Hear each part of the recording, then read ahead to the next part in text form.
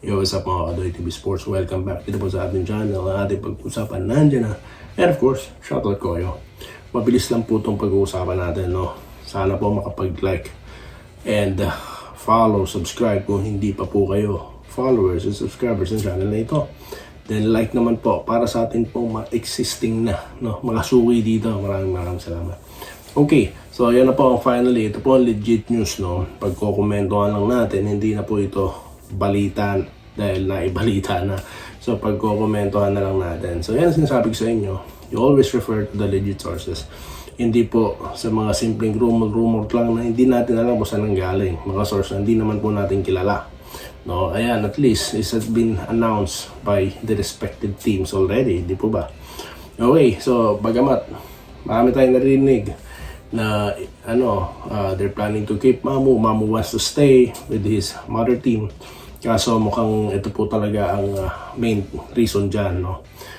Siguro hindi po ma-afford, no, yung max ng ng rain or shine, no? Okay, so fair trade. Well, fair naman po ito, kaya agad na inaprubahan na ng PBA. Bakit? Mamuyak will be traded in exchange, no, sa first round pick ng Phoenix, di ba? If I'm not mistaken, that will be the 53rd season. Okay.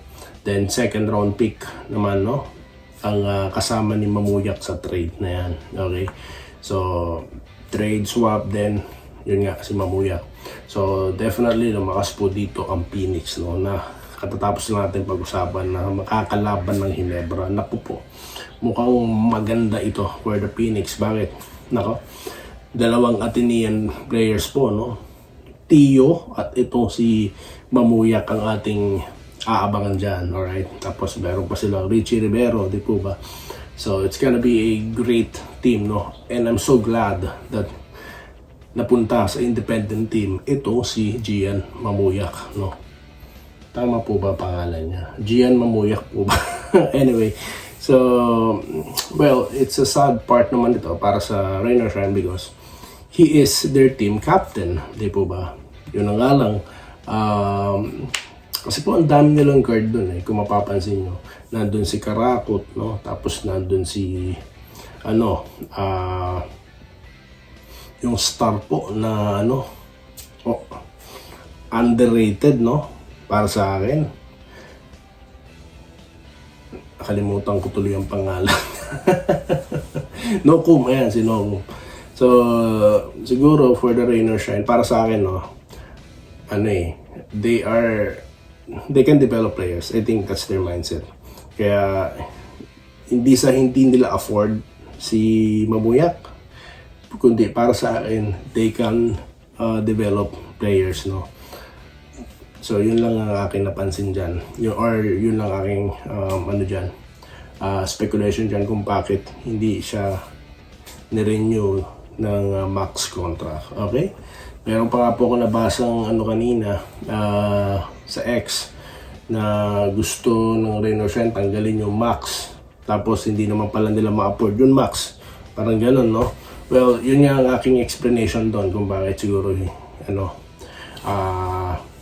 na itinrade na lang siya instead sa team na kaya pong pasweldoin siya, no, ng ganun. Okay? So yun po.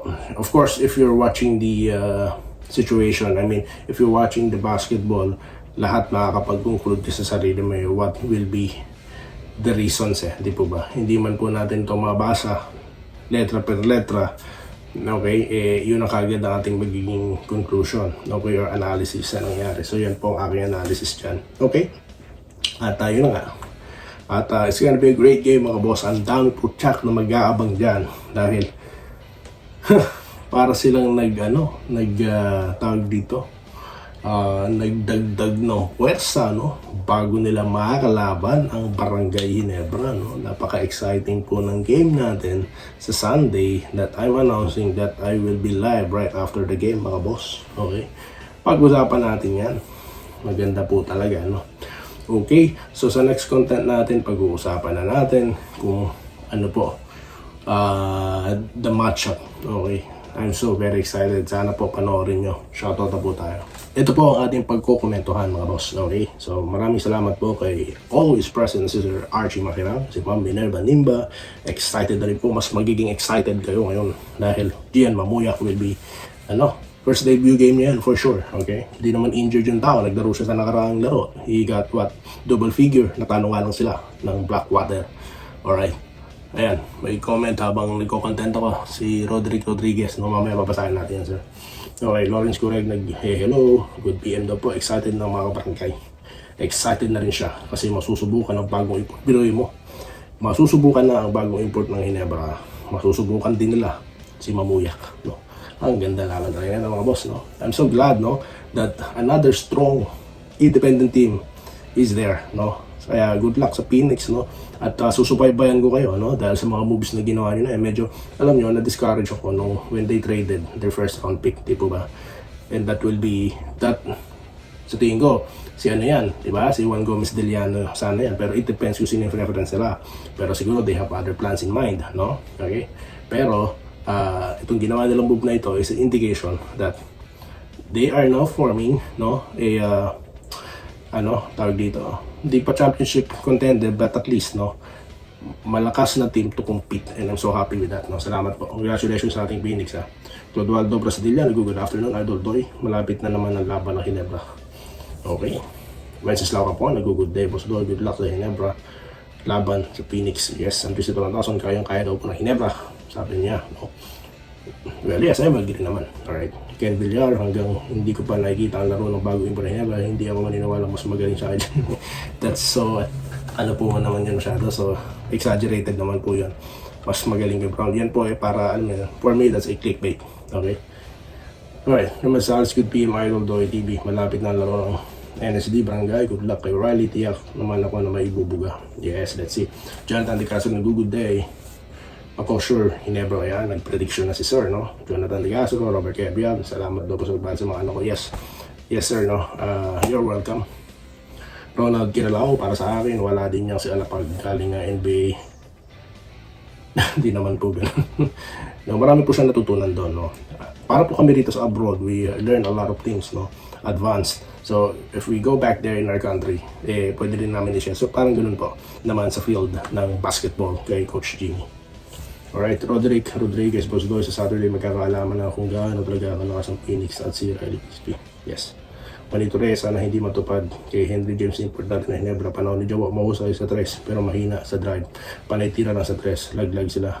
Yes, I remember that. Well, let's see, no? Iba-iba po ang player, no? Iba-iba po ang talent ng mga yan. Pwede lang ng coach si Charles Chu kumpara kay Eric, sabi ni Eves Laurentino. Okay, like to unload. Salamat po kay Ray Santos. Maraming salamat po sa lahat. Comment, no? Shoutout po kay Sir Josh Pineda, kay Ma'am Erin Quiles, no? Sa lahat po ng ating mga regular viewers, followers, sa ating mga members, Sir Christian Arahan, no? Sa lahat po ng members natin, maraming salamat po sa inyo sa patuloy pong pag-subscribe sa atin, no? Okay? At yun po, sa next topic po natin, match up na po tayo. Okay? So yun lamang po. At again, congratulations po sa Phoenix for acquiring, no, such a talented guard. That's 6'2" mga boss, Gian Mamuyak. Okay, salamat po guys sa inyo lahat. Salamat po sa panonood. Subscribe na para sa mga susunod na basketball at boxing videos.